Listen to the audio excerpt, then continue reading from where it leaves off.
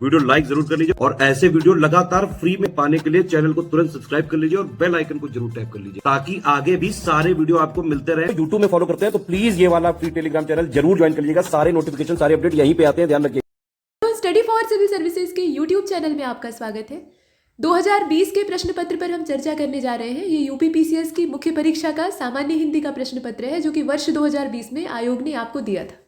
आप में से जिन लोगों ने मेंस दिया होगा या जो लोग देकर किसी पद को प्राप्त कर चुके हैं, तो ऐसे में आपने इस पुराने प्रश्न पत्र को देखा होगा, उस समय खुद से हल करने का भी प्रयास किया होगा, दिया हो या न दिया हो, लेकिन पुराने पेपर आपको हल करने चाहिए। इससे प्रश्नों को हल करने से आपको बेहतर आइडिया लगता है।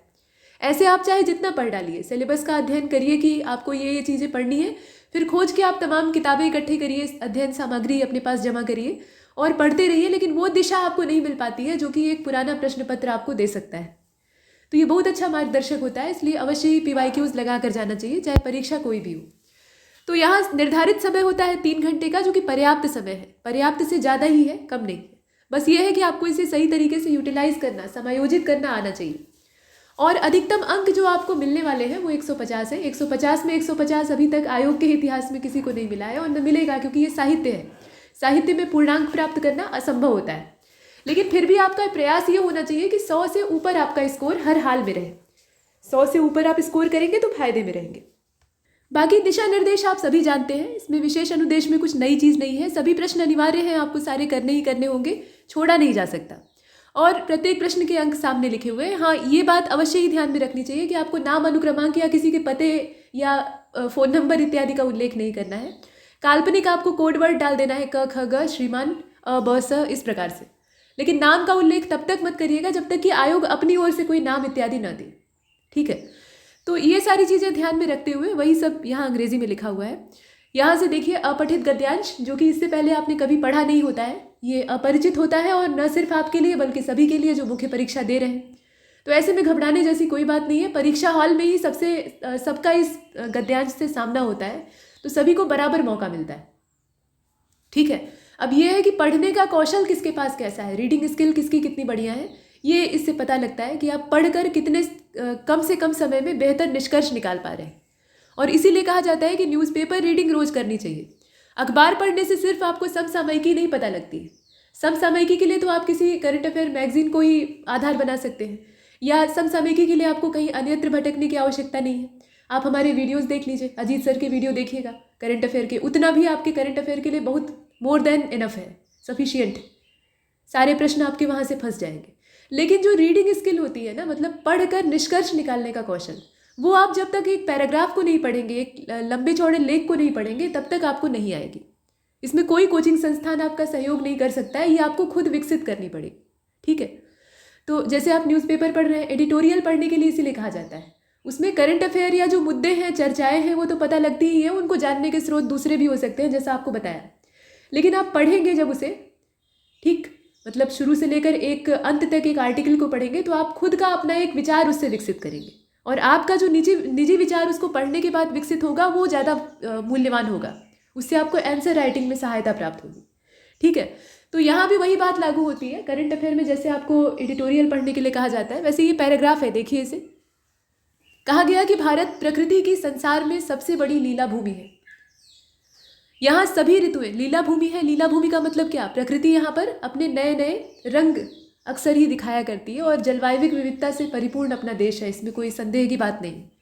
तो यहाँ सभी ऋतुएं किसी न किसी भाग में एक साथ मौजूद रहती हैं। नदी, पर्वत, वन, अन्नपूर्णा धरती से भारतीय साहित्य का सदा गहरा संबंध रहा है, क्योंकि उसने प्रकृति से अपनी सहधर्मिता और सहअस्तित्व को पहचाना है। अब इसमें देखिए, साहित्य से प्रकृति का संबंध तो हर जगह रहता है। ये कोई भारत के लिए ही एक अलग से नमूना नहीं है, या भारत के ही साहित्यकार इसमें अकेले नहीं।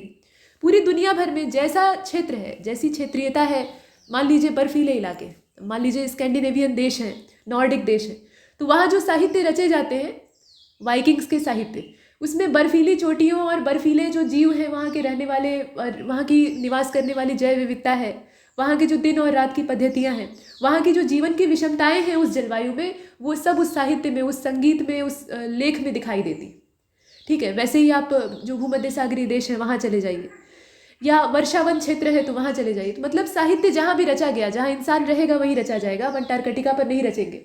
लेकिन प्रभाव पड़ता है, जलवायु का प्रभाव पड़ता है, ऋतुओं का, और वहाँ की जो उच्चावचीय स्थितियाँ हैं उनका प्रभाव पड़ता है। तो भारत में तो बहुरंगी जलवायु पाई जाती, बहुरंगी ऋतुएं, तमाम मौसम है, तमाम तरह की धरती, मिट्टी और जो परिस्थितियाँ हैं वो पाई जाती।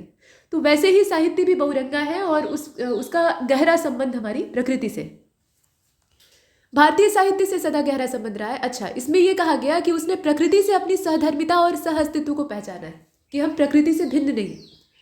भारत की पहली कविता ही पशु पक्षी की हिंसा के विरुद्ध जन्मी थी और कवियों ने प्रकृति की हल्की से हल्की धड़कन और कंपन को महसूस किया है। आदि कवि वाल्मीकि जानते हैं कि कड़कड़ाती ठंड में जलचर हंस कैसे संभल कर ठंडे पानी में पैर डालते हैं। पहली कविता जो अपने भारतीय साहित्य में, या संस्कृत या हिंदी, जो भी आप भाषा से इसको मत मानिए, साहित्य से समझिए, साहित्य में जो पहली कविता रची गई थी, पहला श्लोक रचा गया था। श्लोक भी कविता ही होती है, संस्कृत की कविता होती है। तो ये आदि कवि वाल्मीकि के द्वारा लिखा गया था। क्रौंच पक्षी के दुख का वर्णन उन्होंने अपने इस श्लोक में किया था और ये काबिलियत उन्हें ब्रह्मा जी के द्वारा दी गई थी, ऐसा कहा गया। मतलब जो कवि का गुण था, कवित्व की भावना थी, वो उनके अंदर ब्रह्मदेव के द्वारा डाली गई थी। तो वही चीज़ यहाँ लिखी गई है। अच्छा, कालिदास को पता है कि अनुकूल मंद मंद पवन जो है वो यात्रा का शुभ शकुन है। भाई, आंधी तूफान चलता रहेगा तो आप यात्रा तो करेंगे नहीं। शीतल मंद हवा चल रही है तो आपकी यात्रा के लिए सही समय है, ठीक है, मतलब आपको ज़्यादा तकलीफ रास्ते में नहीं होगी। और प्रेमचंद के बैल अपनी व्यथा कथा हमारे कान में कह जाते हैं, हीरा मोती की कहानी। प्रसाद की प्रकृति हमें अतिवाद के प्रति सावधान करती है। जयशंकर प्रसाद का आप देख लीजिए, प्रलय और सृष्टि। कामायनी पूरा प्रकृति पर ही तो आधारित है। रचनाकार तो मनुष्य की संवेदना का प्रतीक भी है और प्रहरी भी। यहाँ पर रेखांकन है, तो जहाँ रेखांकन हुआ है ना, जैसे यहाँ पर था ये पूरा, तो वैसे ही यहाँ भी है। इसको बहुत ध्यान से पढ़िएगा क्योंकि आगे इससे पाला पड़ेगा। आप इसकी इन पंक्तियों की व्याख्या किए बिना आगे नहीं बढ़ सकते। तो रचनाकार तो मनुष्य की संवेदना का प्रतीक, और संवेदना का ही नहीं प्रतीक है बल्कि उसका पहरेदार भी है। प्रकृति से उसका साहचर्य और संवाद, मनुष्य से प्रकृति के संवाद और साहचर्य का प्रतीक। इस तरह अंतः प्रकृति और बाह्य प्रकृति के सहारे निरंतर परिष्कृत और सरल प्रांजल जो प्रकृति का निर्माण है, मतलब वातावरण का निर्माण है, वो होता रहता है। आज प्रकृति के प्रति हिंस्र और विंशवादी होकर हमने क्या पाया है, मतलब हिंसा अगर हम प्रकृति के प्रति अख्तियार करते हैं, हिंसात्मक रुख अख्तियार करते हैं, तो उसका परिणाम क्या होगा? हमें कुछ नहीं मिलने वाला सिवाय नुकसान के। आज के समय में भी जो हम अपनी खूबसूरत प्रकृति को लगातार नष्ट कर रहे हैं सिर्फ अपने फायदे के लिए, तात्कालिक लाभ उससे हो रहा है, लेकिन जो दीर्घकालिक नुकसान है उससे हम बरी नहीं हो सकते। अगर हम ये सोच रहे हैं कि हमारे जीवन काल में तो वो समस्या नहीं आएगी, प्रकृति हमें दंडित नहीं करेगी, तो हम भूल रहे हैं। वो इसी जीवन काल में हमें चुका कर जाना पड़ेगा, कुछ ना कुछ उसका परिणाम जो है वो झेलना ही पड़ेगा। तो वही चीज़ है कि प्रकृति के प्रति हिंसात्मक रुख अख्तियार करके आपको सुख नहीं मिल सकता। और तरह तरह के जो शारीरिक और मानसिक रोग हैं वो हमें घेरते हैं। एक संकीर्ण और विकृत अंतःकरण हमारे अंदर विकसित होता है। संवेदनहीन और आत्मकेंद्रित जगत, चारों तरफ प्रदूषण का तांडव, जो चीज़ें आजकल के समाज में आप देख रहे हैं, और यह सब हमारे विनाश का कारण है। विनाश ही करेगा और कुछ नहीं करेगा। मनोवैज्ञानिक कहते हैं कि पहाड़ और समुद्र को देखने भर से मनुष्य का हृदय विशाल होता है, तो यदि वे हमारे मन में बस जाए तब तो मन भी विशाल हो जाएगा, हम कितने विराट और उदात्त हो जाएंगे। यह जान लेना जरूरी है। अब यहाँ तक रेखांकित पंक्ति थी, प्रश्न किया गया, अब इसके बाद यहाँ से रेखांकन है। यह जान लेना जरूरी है कि प्रकृति मनुष्य का प्रतिपक्ष नहीं है। प्रतिपक्ष का मतलब क्या? विरोधी। प्रकृति को आप विरोधी नहीं मान सकते, विरोधी मानेंगे तो समाप्त हो जाएंगे। तो प्रतिपक्ष नहीं है बल्कि उसकी सहचरी है, उसके साथ चलने वाली चीज़ है। जो रहस्य खोजे गए हैं वे खोजने के लिए उसने बचाए हुए, मतलब प्रकृति ने अपने आंचल में उन रहस्यों को समेटा हुआ है, तो ही आप उसे खोज कर तमगा ले पा रहे हैं, तमगा अपने ऊपर लगा पा रहे हैं, तगमा ले पा रहे हैं, ठीक है, ये सही शब्द होगा इसके लिए। तो प्रकृति के अंदर वो रहस्य हैं तब ना आप खोजते हैं, नहीं रहते तो कहाँ से खोजते, ठीक है। तो प्रकृति ने उसे बचा कर रखा हुआ है ताकि मनुष्य का कृतित्व अकारथ न हो, मनुष्य को ऐसा न लगे कि उसका जीवन जो है वो व्यर्थ है, और उसका पौरुषहीनता बोध जो है वो प्रबल न हो जाए, मतलब उसका ये जो सोचने का नज़रिया है वो पौरुषहीनता बोध में न बदल जाए। तो इस तरीके से ये पूरा पैराग्राफ था जो कि काफ़ी अच्छा था। इसमें रेखांकन किया गया था जिन पंक्तियों को, उसकी व्याख्या आपको करनी है। सबसे पहले इसका भावार्थ लिखना है, ठीक है, इस पैराग्राफ का आपको भावार्थ लिखना है, इसके भाव का अर्थ लिखना है।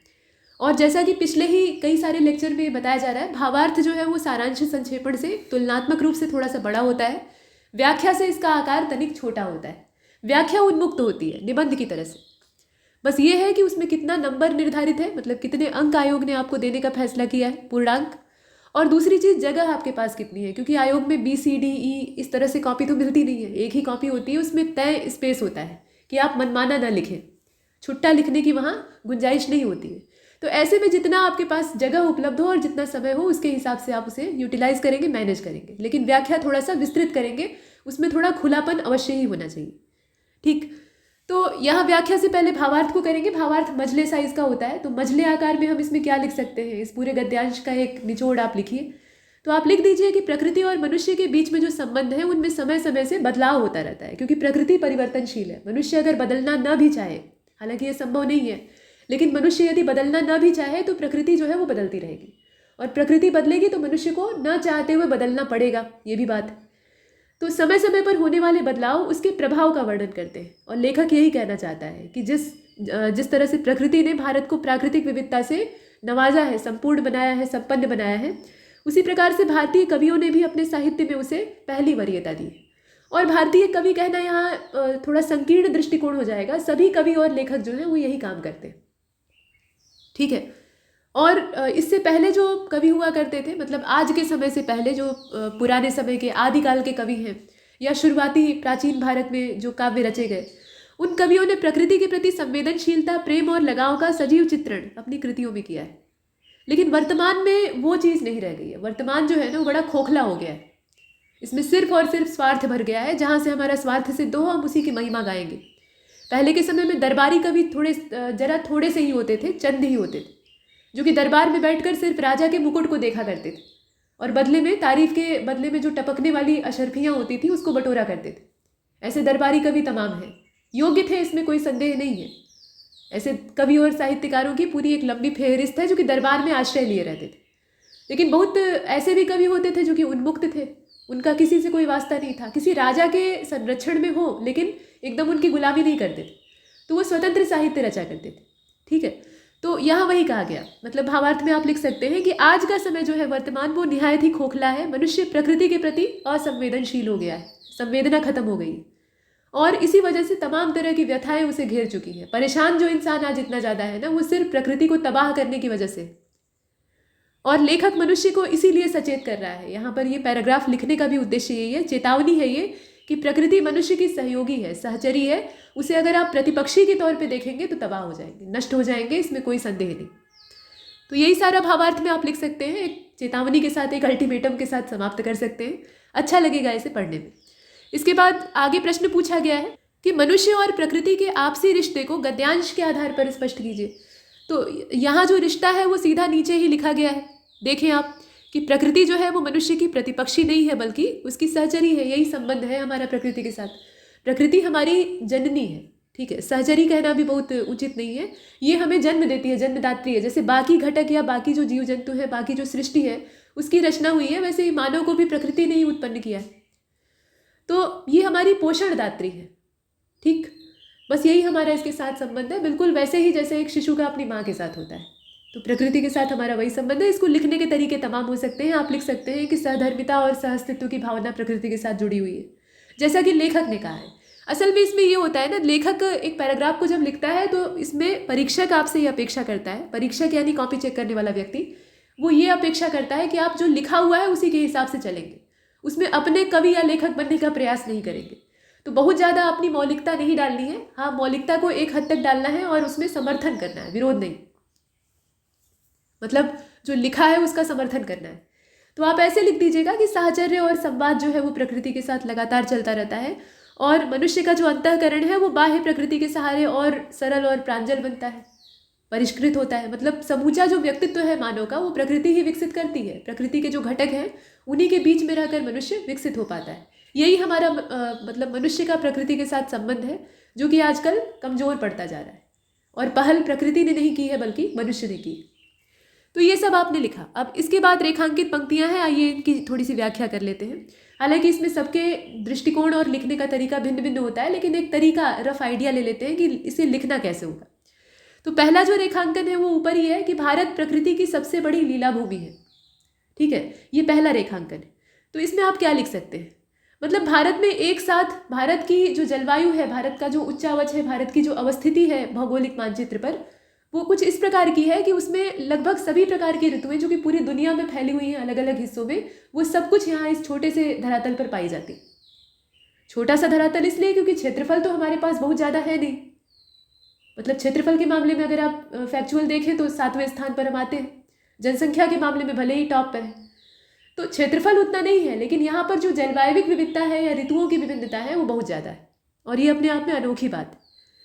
तो इसीलिए आप लिखेंगे कि भारत में एक साथ सभी ऋतुएं किसी न किसी भाग में मौजूद रहती हैं, जिससे कि जो भारत का पूरा परिवेश है वो प्राकृतिक रूप से विविधतापूर्ण है। उदाहरण आप दे सकते हैं कि गर्मी का मौसम, सर्दी का मौसम, एग्जाम्पल दिया जा सकता है। और मतलब एक ही समय में एक हिस्सा जो है वो गर्मी से तप रहा होता है, तो कहीं ठंडी पड़ रही होती है, कहीं बाहर पहाड़ों पर बर्फ जमी रहती है, कहीं वर्षा हो रही होती है। तो कुल मिलाकर ये सारी विविधताएं भारत को ऋतु संपन्न देश बनाती हैं और रचनात्मक विविधता से युक्त बनाती है, ऐसे लिख सकते हैं। और उसमें आप चाहें तो डिस्कवरी ऑफ इंडिया का उदाहरण ले सकते हैं कि भारत अपने आप में लघु विश्व है, जवाहरलाल नेहरू का कथन था, जो कि गलत नहीं है। भारत में एक छोटा मोटा संसार ही समा जाएगा। पूरे संसार में जिन चीज़ों को आप, जिन संस्कृतियों और जिन ऋतुओं और मौसमों को देखते हैं, वो सारे मौसम आपको भारत में दृष्टिगोचर हो जाएंगे। बस आपको भारत दर्शन करने की आवश्यकता है, ठीक है। तो इस तरीके से आप लिख सकते हैं। इसके बाद जो अगला रेखांकन आपको दिखाई दे रहा है वो यहाँ पर है, रचनाकार तो मनुष्य की संवेदना का ही प्रतीक है और प्रहरी भी है। प्रकृति से उसका साहचर्य और संवाद, मनुष्य से प्रकृति के संवाद और साहचर्य का प्रतीक है। तो इसमें आप क्या लिख सकते हैं? आप लिख सकते हैं कि रचनाकार अपनी कृतियों में प्रकृति के प्रति संवेदनशीलता, लगाव और प्रेम का सजीव चित्रण करता है, जीवंत चित्रण करता है। और वास्तविकता यही है कि वह मनुष्य की संवेदनशीलता को टटोलता है। वो खुद एक मनुष्य होता है। रचनाकार का मतलब कोई पशु पक्षी तो आकर लिखेंगे नहीं, उनके अंदर, बेचारों के अंदर ये काबिलियत नहीं है। अगर वो लिख सकते तो पहले हमारी बुराई लिखते, ठीक है। मनुष्य को पेट भर कर कोसते, जैसा मनुष्य ने उनके साथ बर्ताव किया हुआ है। लेकिन वो इस मामले में अक्षम है, उनके पास ये सामर्थ्य नहीं। बौद्धिक सामर्थ्य और लेखन कौशल सिर्फ मनुष्य के पास है। तो मनुष्य में से ही कुछ लोग होते हैं रचनाकार, तो जो उनका व्यक्तिगत जीवन होता है, जो प्रकृति के साथ उनका संबंध होता है, उसको वो अपनी लेखनी में उकेरते हैं। और वही चीज़ यहाँ लिखी गई कि प्रकृति के प्रति संवेदनशीलता, लगाव और प्रेम का सजीव चित्रण रचनाकार अपनी रचनाओं में करता है, कृतियों में करता है। वास्तविकता यही है कि ये मनुष्य की, यानी उस रचनाकार की, रचनाकार व्यक्ति की संवेदनशीलता है।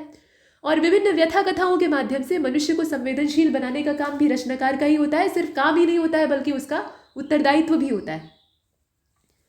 और मनुष्य की संवेदनाओं को संरक्षित रखने का कार्य एक रचनाकार अपनी रचनाओं के माध्यम से करता है। और चूंकि ये संरक्षित रखने का काम कर रहा है, संरक्षण का काम कर रहा है, तो संरक्षण कौन करता है? पहरेदार करते हैं।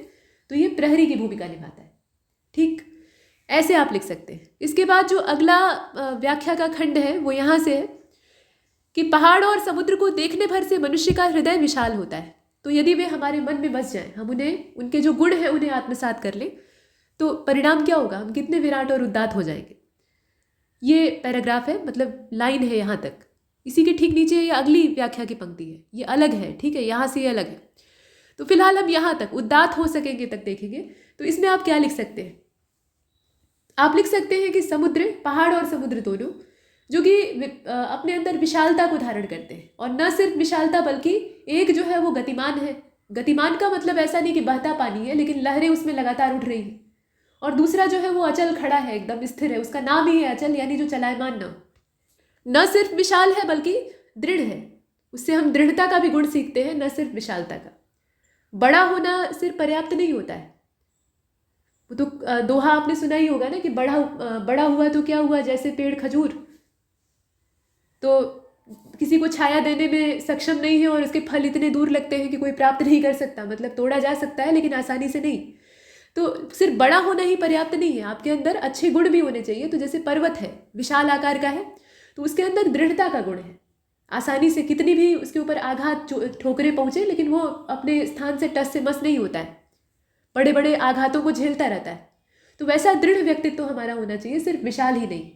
वैसे ही सागर जैसी गहराई हमारे अंदर होनी चाहिए। हमारा व्यक्तित्व जो है वो छिछला या उथला नहीं होना चाहिए, उसमें गहनता होनी चाहिए, उदात्त होना चाहिए, ठीक है। तो ये सारे गुण मनुष्य को प्रकृति के अलग अलग घटकों से, सिर्फ समुद्र और पर्वत ही नहीं, यहाँ तो ये उदाहरण लिया गया है ना, मतलब उदाहरण लिया गया है कि ये दो चीज़ें ऐसी हैं। प्रकृति के जितने भी घटक हैं वो सब कुछ हमें कुछ न कुछ सिखाते हैं। ठीक है।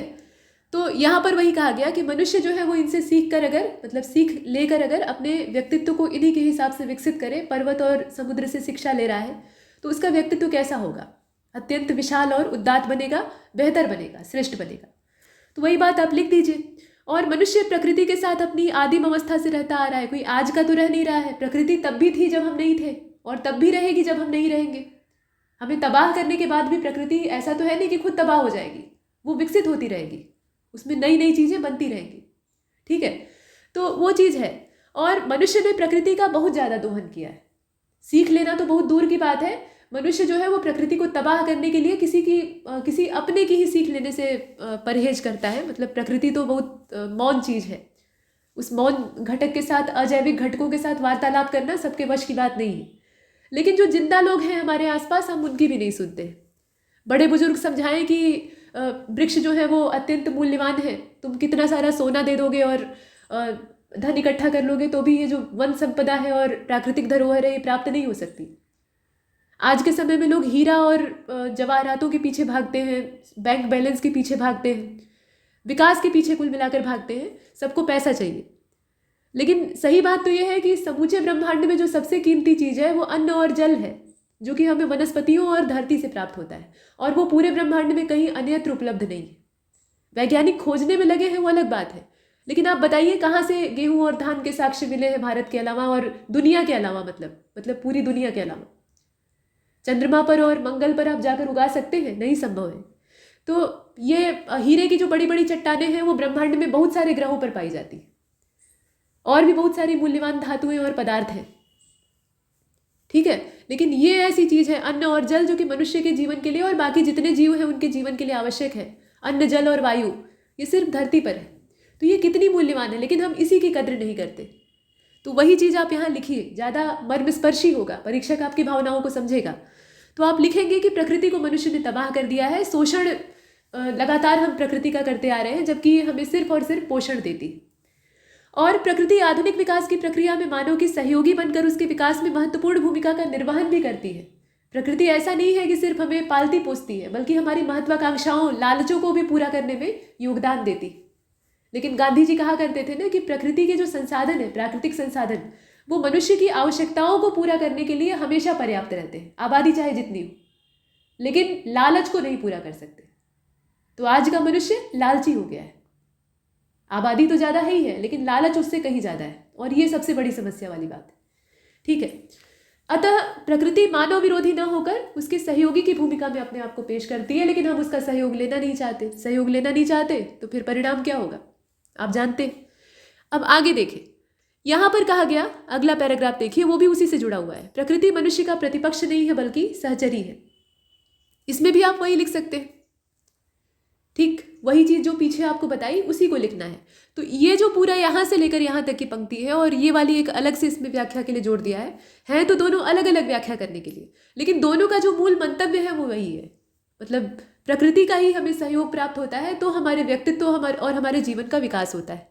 अब वो सहयोग अगर हम ना लेना चाहें तो परिणाम हमें ही भोगना पड़ेगा। अब इसके बाद रेखांकित पंक्ति की व्याख्या करने से आपको 20 में से अधिकतम अंक प्राप्त हो गए होंगे। तो अगले पैराग्राफ की ओर चलते हैं, इसे भी पढ़ना है। अब यहाँ मामला बदल गया है। प्रकृति की जगह हमने समाज का जो रुख है उसे अख्तियार कर लिया है। कहा गया कि विद्वानों का मानना है कि राजनीति ने भाषा को भ्रष्ट कर दिया है। शब्दों को उनके सही अर्थ से छीनकर उन्हें छद्म अर्थ पहना दिया गया। मतलब शब्दों का जो सही अर्थ है, सटीक अर्थ है, उससे उन्हें अलग कर दिया गया है और एक नकली आवरण पहना दिया गया है। संसद, संविधान, कानून, जनहित, न्याय, अधिकार, साक्ष्य, जांच, इस तरह के जो ढेरों शब्द हैं वो अपना असली अर्थ खो चुके हैं और बदशकल हो चुके हैं। आगे कहा गया कि शब्द भले ही अच्छा या बुरा कोई भी अर्थ प्रकट करता हो, जब वह अपना असली अर्थ खो देता है, अच्छा अर्थ निकाल रहा है या बुरा अर्थ निकाल रहा है वो अलग बात है, लेकिन अगर उसका जो मूल अर्थ है वो कहीं खो जाता है तो परिणाम क्या होता है, उसकी शक्ल बिगड़ जाती है। भाषा का भ्रंश अंततः सामाजिक मानवीय मूल्यों का भ्रंश, भाषा का पतन कहने का मतलब है, भाषा का जो पतन है वो सामाजिक मूल्यों का पतन है, मानवीय मूल्यों का पतन है। कल्पना कीजिए कि एक मनुष्य दूसरे मनुष्य को कहे, मतलब एक बात कहे और उसका वो अर्थ ना हो जो भाषा प्रकट कर रही है, बल्कि कुछ और अर्थ हो, या ऐसे अनुभवों की पुनरावृत्ति के कारण उस जो दूसरा सामने वाला व्यक्ति है वो उसे उस अर्थ में ना लेकर कुछ अन्य अर्थ ढूंढने लगे। तो परिणाम क्या होगा फिर? अगर बात प्रेम से कही जाए, अच्छी बात कही जाए, तो वो बुरी मालूम होगी। यह मनुष्य का मनुष्य पर से विश्वास उठने का मामला है, जो सामाजिक विशृंखलता का पहला और अंतिम चरण है। शुरुआत भी यहीं से होती है, अंत भी यहीं पर होता है। पहला इसलिए है क्योंकि भाषा को मनुष्य ने परस्पर संवाद और सही संप्रेषण के लिए गढ़ा है, भाषा इसीलिए बनी। और अंतिम इसलिए क्योंकि आगे चलकर मनुष्य का कर्म ही भाषा के मूल अर्थ का नहीं बल्कि उसके भ्रंश का रूप ले लेता है, उसकी गिरावट का रूप ले लेता है। और यह इस तरह से होता है कि छद्म अर्थ का वहन करते करते भाषा अंततः अपने कर्म को ही नकली बना डालती है, यानी भाषा ही उसमें नष्ट हो जाती है, उसका स्वरूप ही नकली हो जाता है। तो क्या हम भाषा को भ्रष्ट करने की परिणति राजनीतिक और सामाजिक जीवन के चरम पतन के रूप में नहीं देख रहे हैं? निसंदेह देख रहे हैं। ये प्रश्न ऐसे ही पूछा गया है, इसका उत्तर तो हाँ होगा ही। तो ये पैराग्राफ आपने देखा, इसमें व्याख्या नहीं करनी है इसलिए रेखांकन नहीं है, लेकिन आपसे पूछा गया है कि शीर्षक क्या है बताइए। तो इसका शीर्षक क्या होना चाहिए? भाषा की गिरावट, भाषा का पतन, या फिर इसमें जो शब्द इस्तेमाल किया गया है भाषा का भ्रंश, इसको भी आप चुन सकते हैं, ठीक, या पतनोन्मुख भाषा, ऐसे भी आप लिख सकते हैं। भाषा की दुर्गति भी लिख सकते हैं, बहुत सारे शीर्षक इसके हो सकते हैं। चलिए, अब इसके बाद यहाँ देख रहे हैं आप, पूछा गया कि भाषा की भूमिका क्या है। तो भाषा की भूमिका है वार्तालाप के लिए, परस्पर संप्रेषण के लिए, अपनी भावनाओं को जाहिर करने के लिए भाषा मूल्यवान है। इसको आप अपने तरीके से लिख सकते हैं। अब असली काम यहाँ है संक्षेपण आपको करना है, और वो भी 20 नंबर के लिए। छोटा लिखकर आपको 20 नंबर मिलने वाले हैं। वहाँ उतना हाथ पैर फैला कर लिखा था, व्याख्या की थी तो 20 नंबर मिले थे, वो भी पूरे नहीं।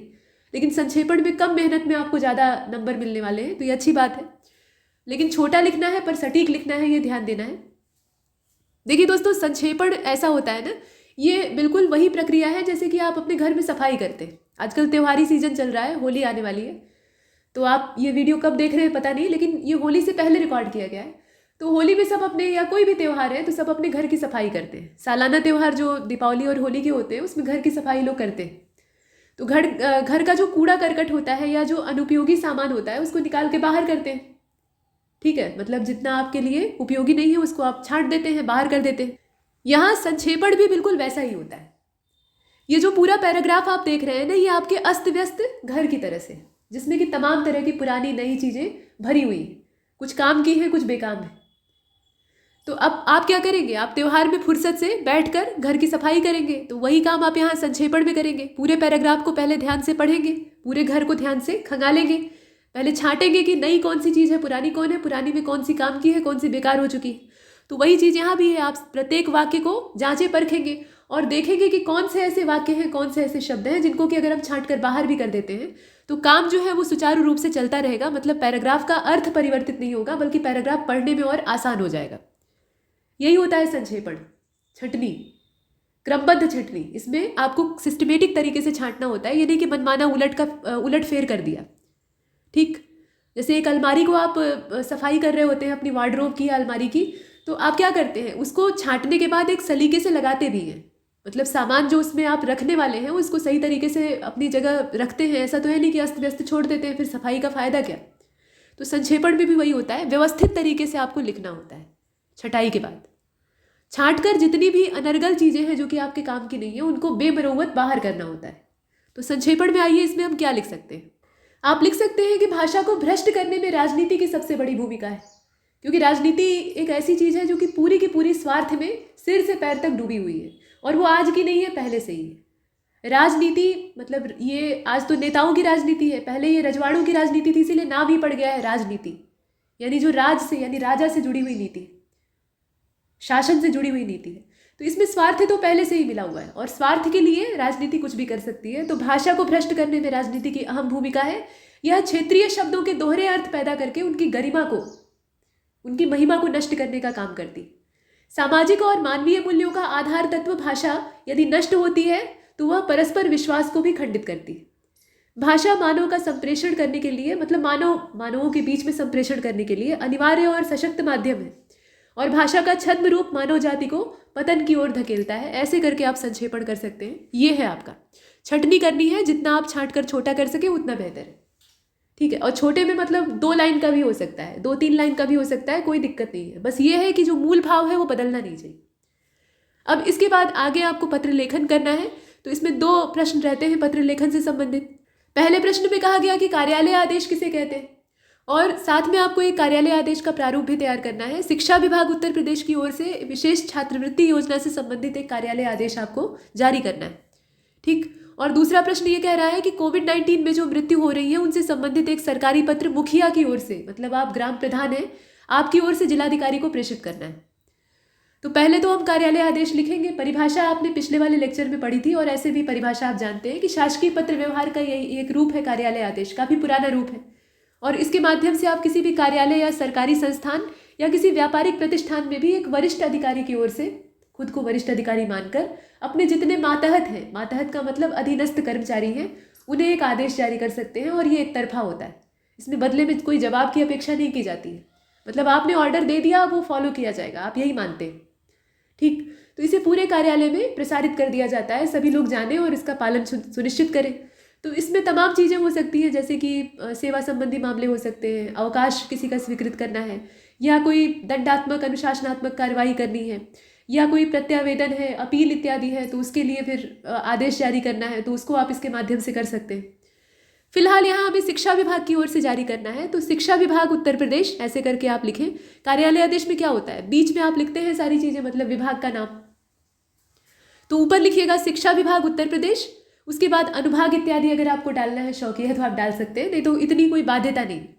इसके बाद आप मूल चीज़ डालिए पत्रांक, कार्यालय आदेश संख्या लिख दीजिए, या संख्या भी सिर्फ लिखेंगे तो भी चलेगा। और कोई काल्पनिक संख्या, कोई भी काल्पनिक पत्रांक जो आपको ठीक लग रहा हो उसको डाल दीजिए, जैसे कि A148, 149 इस तरह से डाला जा सकता है, दिनांक के साथ जोड़कर कुछ गढ़ा जा सकता है। तो वो एक काल्पनिक पत्रांक आपने उसके ठीक नीचे डाला, और जैसे ही आपने पत्रांक डाला उसी के ठीक नीचे फिर दिनांक और स्थान, ये दो चीज़ें आपको लिखनी है। दिनांक में आपको तारीख और वर्ष लिखना है, साथ में आपको स्थान का नाम लिखना है। तो स्थान यहाँ पे शिक्षा विभाग है तो लखनऊ हो जाएगा, ठीक है, लखनऊ। अब इतना लिखने के बाद ये जो इसका ऊपर का पोर्शन है, पृष्ठांकन जैसे आप करते हैं वैसे ही ये शीर्ष भाग इसका है, तो शीर्ष भाग आपका पूरा हुआ। अब पत्र की जो मेन बॉडी है वो शुरू होगी, तो इसके ठीक नीचे एक लाइन का गैप देकर यहाँ एक मोटी सी हेडिंग डालिएगा, कार्यालय आदेश, ऐसे, ठीक। और कार्यालय आदेश हेडिंग डालने के बाद उसी के नीचे से अपनी बात को लिखना शुरू करना है, और एक या दो पैराग्राफ जैसी आवश्यकता है उसके हिसाब से लिखकर इसे पूरा करना है। तो आप लिख सकते हैं कि फाइनेंशियल ईयर आप डाल दीजिएगा जो लेटेस्ट वाला है, उसके हिसाब से पोस्ट मैट्रिक विशेष छात्रवृत्ति योजना के लिए विद्यार्थियों, विद्यालयों, जिला शिक्षा अधिकारियों और समस्त जो प्रक्रिया है उन मतलब ऑनलाइन पोर्टल के जरिए सब ऑनलाइन आवेदन वाला ये सिस्टम है। 2020 की बात हो रही है तो उस समय ये हो गया था। तो ये सारी चीज़ें पेपरलेस की गई हैं, मतलब अब ये काम पेपर पर नहीं होगा बल्कि डिजिटल तरीके से होगा। और इस संबंध में जिला शिक्षा अधिकारी और जितने भी समस्त कार्मिक हैं संबंधित जो कि इस काम से जुड़े हुए हैं, ठीक है, जितने भी इस काम से जुड़े हुए कार्मिक हैं वो इसमें सामाजिक न्याय और अधिकारिता विभाग उत्तर प्रदेश की ओर से जो प्रशिक्षणशाला इसके लिए जारी की गई थी। मतलब कोई भी जब नया काम शुरू होता है, जैसे मान लीजिए कि पहले सारी चीज़ें जो है वो ऑन पेपर होती थी, कागज पत्तर वाली कार्रवाई होती थी, अब धीरे धीरे करके ये डिजिटलाइजेशन जो है ये बढ़ता जा रहा है, काफ़ी बढ़ चुका है। 2020 में इसकी शुरुआत थोड़ा तेज, मतलब ये कोविड वाला समय है तो पेंडेमिक में लोगों का संपर्क जब आपस में कट गया तो ये डिजिटल माध्यम था, तो ऐसे में इसका प्रशिक्षण दिया गया, प्रशिक्षण कार्यशालाएं बनाई गई थी। तो वही चीज़ आप जिक्र कर सकते हैं चाहे तो, मतलब इतना अनिवार्य नहीं है लेकिन लिख सकते हैं बात को बढ़ाने के लिए कि प्रशिक्षण कार्यशाला वर्कशॉप जो है वो दिनांक कितने को आयोजित की गई थी। अब मूल मुद्दा ये है, आप चाहें तो पैराग्राफ बदल दीजिए कि समस्त संबंधित पक्ष और उक्त समय सीमा दिशा निर्देशों का पालन करते हुए अब जो काम है उसको यथाशीघ्र पूरा करना सुनिश्चित करें। कष्ट करें नहीं, यहाँ कष्ट वष्ट नहीं है, आप सुनिश्चित करें। वो कैसे करेंगे उससे हमें मतलब नहीं है, ठीक। और उसके बाद फिर संलग्नक में आप कुछ डालना चाहते हैं, अटैचमेंट यहाँ डालना चाहिए, तो अटैचमेंट में आप जो सामाजिक न्याय और अधिकारिता विभाग का आदेश है उसको अटैच कर दीजिए। उसका दिनांक यहाँ साथ में अवश्य ही डाल दीजिएगा बाईं ओर, जहाँ अटैचमेंट का आप उल्लेख कर रहे हैं कि किस तारीख का है। और उसके बाद फिर आज्ञा से आप सचिव की हैसियत से पत्र जारी कर रहे हैं विभाग के, तो अब हस्ताक्षर सचिव, ठीक। इस तरीके से आपका कार्यालय आदेश पूरा होता है। प्रतिलिपियाँ अगर आप प्रेषित करना चाहते हैं तो प्रतिलिपियाँ सूचनार्थ और अनुपालनार्थ प्रेषित, और प्रतिलिपियों के लिए स्थान छोड़ने के बाद फिर एक बार दाहिनी ओर आकर आज्ञा से सचिव और फिर से हस्ताक्षर। ये आपका कार्यालय आदेश का पूरा ढांचा हो जाएगा। इसका प्रारूप आप जानते ही हैं, लिखना क्या होता है इसमें लोग कंफ्यूज होते हैं। तो पत्र के लिए जो प्रश्न दिया गया है उसको ध्यानपूर्वक अगर आप पढ़ते हैं तो आपको मैटर समझ में आ जाएगा, लेकिन बशर्ते आपने अभ्यास किया। ठीक है, ऐसा नहीं है कि आपने कभी पत्र न लिखा हो और वहाँ पर सूझने लगेगा, ऐसा नहीं है। ये काम आपको अभ्यास से आएगा। जब आप बार बार विभिन्न पत्रों को लिखने की प्रैक्टिस खुद से करेंगे तो चीज़ें आपको समझ में आएंगी कि मेन बॉडी में असल में किस तरह से लिखा जाता है। इसके बाद अगला जो पत्र लिखना है वो मुखिया की ओर से लिखना है। मतलब आप ग्राम प्रधान बन गए हैं और आप जिलाधिकारी को एक पत्र लिख रहे हैं जिसमें कि कोविड-19 बीता हुआ समय है, कोविड-19 में हो रही जो मृत्यु है उससे संबंधित बातें लिखी हुई हैं। तो अब ये मुद्दा बनता है कि क्या लिखेंगे। कोविड-19 में मृत्यु हो रही है, ये लिखेंगे, ये तो सभी जानते हैं। इसमें आप ये लिखेंगे कि सरकारी पत्र का ढांचा आप जानते ही हैं कैसे होता है। मतलब सबसे पहले आप ऊपर प्रेषक लिख दीजिए। प्रेषक कौन है? आप खुद हैं, तो य र ल या अ ब स जो भी मानना चाहें। ग्राम पंचायत यहाँ मुखिया की हैसियत से लिख रहे हैं, तो मुखिया ग्राम पंचायत जो भी, यहाँ जिले का नाम आप चाहें तो काल्पनिक डाल सकते हैं, जिला ये और स्थान ये, ठीक, जिला वाराणसी, इस तरीके से आप लिख सकते हैं। मतलब कल्पना से ही करना है। तो जिले का नाम लिखने में उतनी दिक्कत नहीं है। जिला तो कोई व्यक्ति है नहीं, तो उसमें कोई व्यक्तिगत बात नहीं होती है। आप चाहें तो कोई भी जिला लिख सकते हैं। इस तरीके से आपने प्रेषक का लिखा। अब उसी के ठीक नीचे यहाँ सेवा में, बाईं ओर ही सेवा में जिलाधीश महोदय, और जिस जिले के आप मुखिया हैं, माफ़ कीजिएगा, जिस ग्राम पंचायत के आप मुखिया हैं, उसी पंचायत से संबंधित जो जिला है, जिस जिले में वो पंचायत है, उस जिले के जिलाधिकारी को आप संबोधित करेंगे। ये नहीं कि आपने पता लगा झांसी का अपना एड्रेस दिया है और आप वाराणसी के जिलाधिकारी को लिख रहे हैं, ऐसा मत करिएगा। ये एक समान जिले वाला होगा, समझ रहे हैं ना, इतना तो कॉमन सेंस है। तो इसमें जिलाधिकारी और वही जिला लिखिएगा। अब इसके बाद स्थान आपका वही जिले का नाम दे दीजिएगा, जिला वाराणसी या फिर जो भी आप लिखना चाहें, और तारीख साथ में डाल दीजिएगा। स्थान और तारीख जो है वो दाहिनी तरफ रहेगी, सही रहेगा। अब इसके बाद आपको सरकारी पत्र की जो पहली पहचान होती है, विषय लिखना होता है ना, तो विषय हेडिंग डालेंगे, बाईं ओर से शुरू करेंगे। विषय हेडिंग डाल के आप लिखेंगे कि पंचायत में कोविड-19 से बहुत सारी मृत्यु हो रही है, उसी के संबंध में ये पत्र है।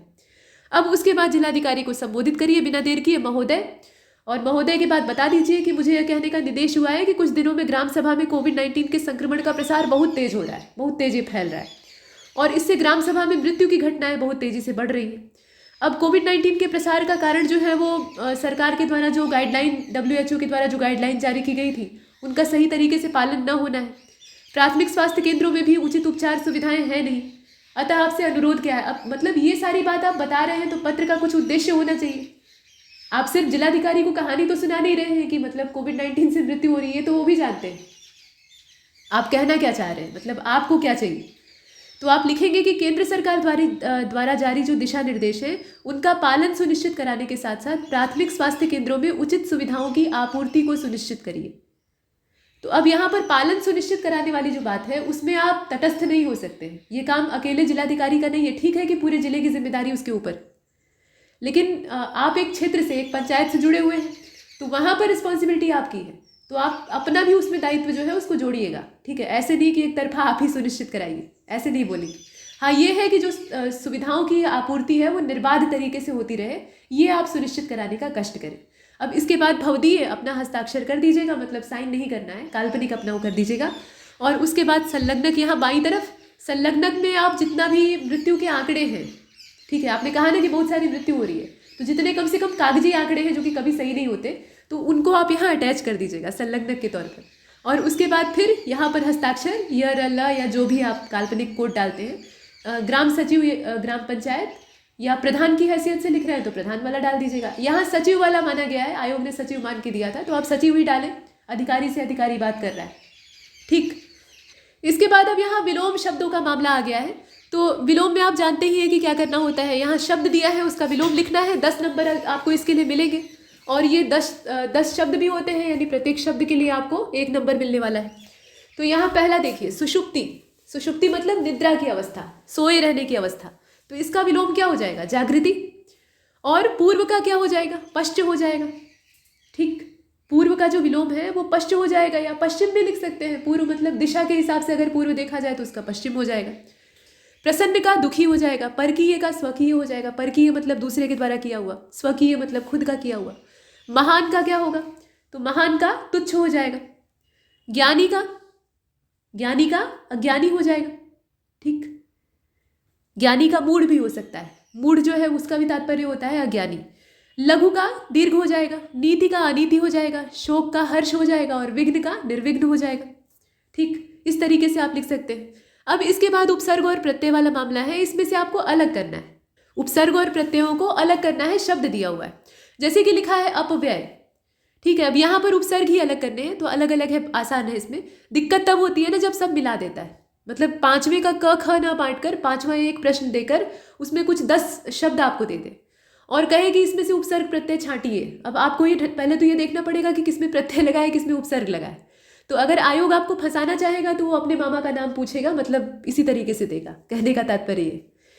तो यहाँ पर अपव्यय, निष्काम, उन्नयन और संशय, स्वच्छ, ये सब दिया हुआ है, ध्यान से देखिए। अपव्यय में आप जानते हैं अप उपसर्ग है। अप उपसर्ग जो है वो शब्दों को बिगाड़ने का, उनके अर्थ को बुरा बनाने का काम करता है। निष्काम में अच्छा कौन सा उपसर्ग है बताइए? निष्काम जो शब्द है इसमें कौन सा उपसर्ग है? निश का मतलब होता है रहित या बिना या बाहर।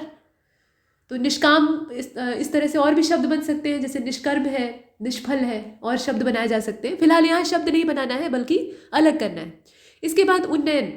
उन्नयन में जो उपसर्ग है वो उन नहीं है, उत है, उत। ठीक, उत मतलब होता है ऊपर की ओर। तो यहाँ जो उत उपसर्ग है उसको आप अलग कर देंगे, उसका तात्पर्य ऊपर भी होता है, श्रेष्ठ भी होता है। ऐसे ही उद्देश्य, उद्देश्य में भी उत उपसर्ग है, वैसे ही उन्नति में भी उत उपसर्ग है। अब आगे देखें संशय। तो संशय जो शब्द है इसमें कौन सा उपसर्ग है? इसमें सम उपसर्ग है। संशय जो शब्द है इसमें सम उपसर्ग का इस्तेमाल हुआ है। और स्वच्छ में जो उपसर्ग इस्तेमाल हुआ है वो सु है, सु उपसर्ग का इस्तेमाल हुआ है। सु का मतलब होता है अच्छा या सरल। ठीक, अब हम प्रत्यय की ओर चलेंगे। 5 नंबर इसमें भी है। अच्छी बात यह है कि इनमें नंबर कटते नहीं, इसमें अगर आप सही कर रहे हैं तो पूरा नंबर मिलेगा। तो प्रत्यय में आप देखिए, पहला है क्रीड़ा। अब क्रीड़ा जो शब्द है इसमें कौन सा प्रत्यय है आप देखें, क्रीड़ा में आ प्रत्यय है।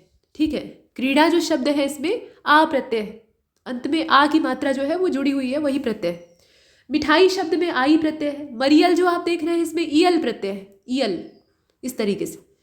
भिक्षुक में अक प्रत्यय, माफ कीजिएगा, उक प्रत्यय है। भिक्षुक जो है ना इसमें उक प्रत्यय है, उक, ध्यान दीजिएगा। ठीक है, और अंत में है धमकी। तो धमकी में धमक और ई, धमक इसमें मूल शब्द है और बड़ी ई जो है वो प्रत्यय के रूप में अंत में जुड़ी हुई है। तो यही आपका इसमें प्रत्यय है। ठीक, अब इसके बाद वाक्यांश और पदबंध वाला आ गया, मतलब शब्द आपको इसके लिए बताना है जिसका आदि न हो। तो जिसका आदि न हो वो अनादि है। ठीक, यहाँ देख रहे हैं आप, जिसका आदि न हो वो अनादि है। व्यर्थ खर्च करने वाला, फिजूल खर्च। ठीक, फिजूल खर्च आप लिख सकते हैं, अपव्ययी भी लिख सकते हैं, वही बात होगी। बिना पलक झपकाए यानी अनिमेष या निर्निमेष। मरने की इच्छा, मुमूर्षा। जिसे दूर करना कठिन हो, दुर्निवार। इसके बाद अब वाक्यों को आपको शुद्ध करना है। तो वाक्यों को शुद्ध करना है, इसमें पहला दिया है निरपराधी को दंड नहीं मिलना चाहिए। अब ये वाक्य है, इसको कैसे शुद्ध करेंगे? तो ध्यान दीजिएगा, निरपराधी कोई शब्द नहीं होता है, निरपराध होता है। तो निरपराध को दंड नहीं मिलना चाहिए। ठीक, ऐसे लिखेंगे आप, निरपराध को दंड नहीं मिलना चाहिए। आप खाए कि नहीं, आपने खाया या नहीं, आपने खाया या नहीं, प्रश्नवाचक चिन्ह। लड़की ने दही गिरा दी, लड़की ने दही गिरा दिया। दही जो है वो पुल्लिंग है, स्त्रीलिंग नहीं है। आपके दवा से वह आरोग्य हुआ, आपकी दवा से वह स्वस्थ हुआ या फिर निरोग हुआ। आरोग्य नहीं बल्कि निरोग। अच्छा, इसके बाद 5वां जो अंतिम इसमें पंक्ति दी हुई है, कमरा लोगों से लबालब भरा है। लबालब की जगह पर खचाखच शब्द का इस्तेमाल करना चाहिए था, तो यहाँ गलत शब्द का प्रयोग किया गया, इसलिए ये वाक्य गलत हो गया है। अब यहाँ वर्तनी संशोधन करना है। लिखा हुआ है सिंघनी, सिंघनी नहीं होता है बल्कि सिंघनी होता है, सिंघनी होता है, कुछ इस प्रकार से, ऐसे। ठीक, मात्रा जो छोटी ई की है वो सिर्फ स पर रहेगी। क्षुद्र लिखा है, क्षुद्र में आप छाता वाला छ नहीं लगा सकते बल्कि क्षत्रिय वाला छ लगाएंगे, क्षुद्र ऐसे लिखा जाएगा। चरमोत्कर्ष आप देख रहे हैं, चरमोत्कर्ष को भी लिखने का जो तरीका है इसमें ऐसे लिखा जाएगा, चरमोत्कर्ष। ये बड़ा बड़ा है, इसको ध्यान से देखिए। ठीक, ये उड़ंतु र नहीं रहेगा बल्कि पूरा र रहेगा। चिन्ह को लिखने का तरीका, चिन्ह में आधा ह रहता है, पूरा न रहता है, कुछ इस प्रकार से। ह रहेगा और न इसके साथ आधा जुड़ा रहेगा। यहाँ पर क्या है, न आधा हो गया है और ह पूरा हो गया, ये गलत हो गया। और बर्बरता जो लिखा है वो ऐसे नहीं लिखा जाता है बल्कि ऐसे लिखा जाता है। तो हमने वर्तनी संशोधन भी कर लिया। अब इसके बाद मुहावरा लोकोक्ति में आ जाइए। 8 आंसू बहाना यानी खूब फूट फूट कर रोना। अब इसको आप लिख सकते हैं कि जिस समय पढ़ने का समय था उस समय तो तुम मौज कर रहे थे, अब परिणाम आया है तो 8 आंसू बहाओ बैठकर। ये सबसे अच्छा वाक्य में प्रयोग हो जाएगा। कागज की नाव, कागज की नाव का मतलब क्या? अस्थायी वस्तु या फिर न टिकने वाली चीज। कागज की नाव मतलब कागज में पानी में आपने तैराया, कुछ समय बाद वो गल जाएगी, खराब हो जाएगी। तो शरीर का गर्व नहीं करना चाहिए। ये जीवन जो है ये क्षणिक है, जीवन कागज की नाव की भांति है। चादर से बाहर पैर फैलाना यानी अपने आय से अधिक खर्च करना या अपनी औकात से ज़्यादा चीज़ों को बटोरने का प्रयास करना। तो इसको भी आप वाक्य में प्रयोग कर सकते हैं। तमाम इसके एग्जाम्पल हो सकते हैं कि मतलब जितना तुम्हारी आमदनी है उसी के हिसाब से खर्च करो। चादर से बाहर पैर फैलाना, मुसीबत को न्योता देना। इसके बाद है टोपी उछालना। टोपी उछालने का मतलब है इज्जत मिट्टी में मिलाना या बेइज्जती करना। उसी प्रकार से मिट्टी खराब करना। मिट्टी खराब करना मतलब दुर्दशा करना, ठीक है, दुर्दशा करना। और मिट्टी खराब होना मतलब दुर्दशा होना। रंगा सियार होना, यहाँ देख रहे हैं आप, इसका अर्थ आप जानते हैं। रंगा सियार होना मतलब धूर्त होना। एक कहानी ही है। सियार जो है वो गलती से एक धोबी के घर में घुस जाता है और नील घोल कर एक टब में रखी रहती है, इंडिगो, और उसको कुछ रास्ता नहीं दिखता है। वो कुत्तों से डरा रहता है, कुत्ते उसको दौड़ा रहे होते हैं और वो उसी टब में छलांग लगा देता है, छिपा रहता है डर के मारे। जब बाहर निकलता है और जंगल में प्रवेश करता है तो लोग उसको देखकर डर कर भागने लगते हैं। तो वो पानी के पास, जब नदी के पास पहुंचता है, अपनी शक्ल देखता है तो उसका रंग पूरा नीला हो गया था। वो नील जो है वो सूख कर उसके रोए से चिपक गई थी और जंगल के जानवर उसे कुछ दूसरा ही पशु समझ रहे थे, कुछ विशिष्ट जानवर समझ रहे थे। और फिर उसके बाद वो इसी धूर्तता के बदौलत राजा बन जाता है सबका, कि हम बहुत शक्तिशाली पशु हैं, तुम सब मेरा हुक्म मानो। तो बड़े बड़े जो हिंसक पशु हैं वो भी उसकी शरण में आ जाते हैं, शेर, चीता, बाघ। लेकिन जब बाद में वो अपनी हैसियत पर आता है, जब हुआ हुआ करने लगता है बाकी अपने मित्रों की सुन के, तो उसकी पोल खुल जाती है। फिर परिणाम आप भी जानते हैं। तो ये हितोपदेश और पंचतंत्र की कहानियां हैं। फिलहाल यहाँ वो कहावत बन गई है, रंगा सियार होना यानी धूर्त होना, मौके का फायदा लेना। इसके बाद का वर्षा जब कृषि सुखाने, मतलब का बरखा जब कृषि सुखाने, या वर्षा जो भी लिखना चाहे। तो जब कृषि ही सूख गई तो वर्षा का क्या काम, यानी समय निकल जाने पर मदद करना, इसका मतलब ये है। तो सरकारी जो सहायता है वो कुछ इसी प्रकार की होती है। कंगाली में आटा गीला, इसको तो आप जानते ही हैं। संकट में एक और संकट, या अभाव में एक और अभाव पैदा हो जाना। इसके बाद है नेकी कर दरिया में डाल या नेकी कर कुएं में डाल, मतलब भलाई करके भूल जाना और इसी में आपकी भलाई है। पर उपदेश कुशल बहु तेरे, दूसरों को उपदेश देना बहुत आसान होता है, ठीक है, और ये सभी के लिए आसान होता है। तो वही आप लिख देंगे, दूसरों को उपदेश देने को आसान समझना। तो यहाँ तक आपने 10 ये मुहावरे देखे, प्रत्येक 3-3 नंबर के थे, और 3 नंबर आपको तभी पूरे मिलेंगे जब आप सही तरीके से इसे करेंगे। यानी मुहावरा नहीं लिखना है, वो जो ये पेपर में लिखा हुआ है ना प्रश्न, वो उतारने की आवश्यकता नहीं है। आप सिर्फ क्रमांक सही डालिए, जैसे 8वें का पहला, इस तरीके से। अब उसके बाद अर्थ, अब अर्थ डालकर जो मुहावरा या लोकोक्ति है उसका यहाँ अर्थ लिख दीजिए। उसके नीचे वाक्य में प्रयोग, ऐसे शुद्ध हेडिंग डालिए, वाक्य में प्रयोग, और उसके बाद उस मुहावरे या लोकोक्ति को वाक्य में प्रयोग करके यहाँ लिख दीजिए। और वाक्य में जहाँ वो इस्तेमाल हुआ है उसके नीचे ऐसे अंडरलाइन करना मत भूलिए, इतना पर्याप्त है। प्रश्न नहीं उतारना है, वो परीक्षक जो कॉपी चेक कर रहा है वो तो पेपर लेके बैठा ही है, ठीक है। तो यहाँ तक हमने इसे किया है। आशा है आपको चीज़ें समझ में आई होंगी, और बाकी जो प्रश्न पत्र हैं उनको भी जल्दी ही वीडियो के माध्यम से दे दिया जाएगा। तब तक के लिए नमस्कार।